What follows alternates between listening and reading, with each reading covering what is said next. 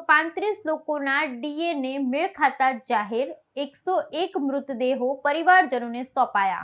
Air India દુર્ઘટનામાં 135 લોકોના મોત, ડીએનએ મેળ ખાતા જાહેર, 101 મૃતદેહો પરિવારજનોને સોંપાયા।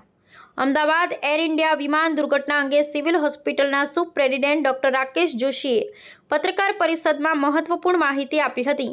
તેમણે જણાવ્યું કે અત્યાર સુધીમાં 135 લોકોના ડીએનએના નમૂના મેળ ખાતા જાહેર થયા છે। આમાંથી 101 મૃતદેહ તેમના પરિવારજનોને સોંપવામાં આવ્યા છે। ડોક્ટર જોશીએ સ્પષ્ટ કર્યું, આ 101 પૈકી 5 મૃતદેહ એવા હતા જે વિમાનના મુસાફર નહોતા। ડોક્ટર જોશીએ જણાવ્યું, હજુ 12 પીડિતોના પરિવારજનો ટૂંક સમયમાં તેમના સ્વજનોના મૃતદેહો સ્વીકારી લેશે। આ ઉપરાંત 5 અન્ય કેસોમાં ડીએનએ મેચિંગની પ્રક્રિયા ચાલી રહી છે। હોસ્પિટલ અને પોલીસ વિભાગે પરિવારજનો સાથે સતત સંપર્કમાં રહી તમામ જરૂરી સહાયતા અને માર્ગદર્શન આપવાનું ચાલુ રાખ્યું છે। હજુ 17 પીડિતોના ડીએનએ મેચિંગની પ્રક્રિયા બાકી છે। ડોક્ટર જોશીએ જણાવ્યું, આ બાકી રહેલા કેસોમાં પણ ત્વરિત કામગીરી કરી મૃતદેહો ઓળખી પરિવારજનોને સોંપવામાં આવશે।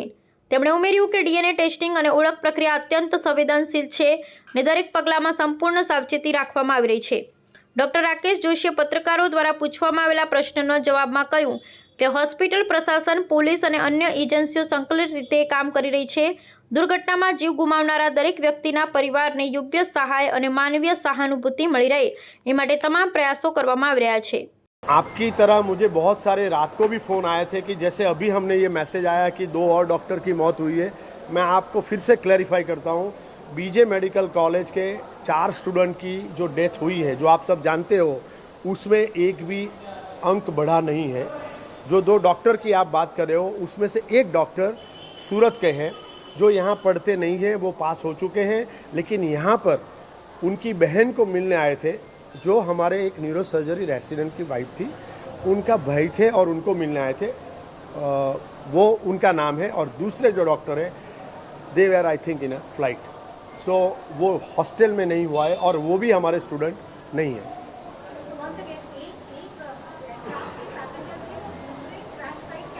आसपास थे सर। जो 5 मृतदेह प्लेन में सवार नहीं थे, ऐसे भी सौंपे गए हैं। इनमें कौन स्थानीय लोग थे? और स्थानीय डॉक्टर नहीं, स्थानीय लोग। इनमें से कोई डॉक्टर या कोई नहीं? बीजे मेडिकल से ना, स्थानीय लोग। પડકાર શું આવી રહ્યો છે ડીએનએ મેચિંગમાં? કારણ કે પ્રક્રિયામાં પડકાર શું આવે? કારણ કે માનવ અંગો થોડા મળી રહ્યા છે, કોઈના એકના વ્યક્તિના 4 મળી રહ્યા છે, કોઈનું એક જ મળી રહ્યું છે। તો પડકાર શું છે આપણી ટીમ માટે?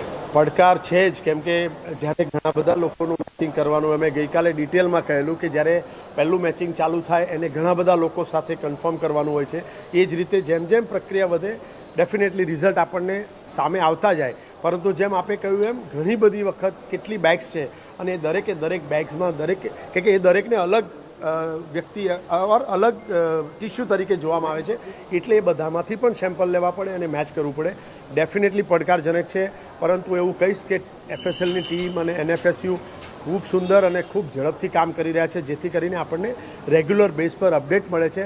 એ જ સાથે અહીંની જે સિસ્ટમ ગોઠવેલી છે, ઇમિડિયેટલી કોલ જાય સગાને, જ્યારે આવવું હોય ત્યારે એમને સગવડ પ્રમાણે એ લોકો આવે અને અહીંયા આપણે એને 100% આસિસ્ટ કરીએ। પ્રશાસને, તંત્રે પણ એવી ગોઠવણ કરી છે કે પીઆરઓસ, કાઉન્સિલર્સ એમની આસપાસ રહે, પ્રોસેસ પૂરી થાય, આખી ફાઇલ તૈયાર થાય અને પછી એમને સન્માનભેર, માનભેર એમને એમ્બ્યુલન્સમાં રાખી પાયલોટિંગ કાર સાથે એમ્બ્યુલન્સ અને પાછળ ફેમિલી કાર એવી વ્યવસ્થા કરી અને જે તે જગ્યા પર એમને પહોંચાડી એમના એમ કહીશું એમના પર, અને પછી એમની બાકીની પ્રક્રિયામાં પણ ત્યાંનું લોકલ તંત્ર, કલેક્ટર સાહેબની ઓફિસ હોય કે મામલતદાર સાહેબને, એ બધા જ એમને સપોર્ટ કરી રહ્યા છે। ખૂબ ભાવ લેવો છે કે દરેક વ્યક્તિ પ્રશાસનનો કોશિશ કરી રહ્યો છે કે આ જે અનફોર્ચ્યુનેટ ઘટના ઘટી છે, આ જે લોકોએ પોતાના સ્વજનને આવી રીતે ગુમાયા છે, એમને કોઈ પણ જાતની તકલીફ ન થાય એમને આસિસ્ટ કરવા માટે આખું તંત્ર લાગેલું છે। આપ જોઈ રહ્યા છો જે રીતે કામ ચાલી રહ્યું છે, ખૂબ સુંદર રીતે બધા એમને મદદ કરી રહ્યા છે કે એમની તકલીફ ન પડે।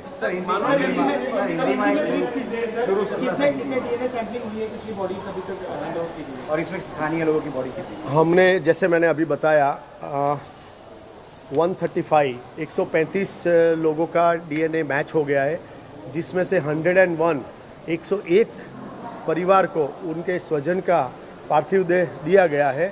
उस 101 में 5 लोग हैं जो पैसेंजर नहीं थे, इसका मतलब कि आसपास के लोग होंगे।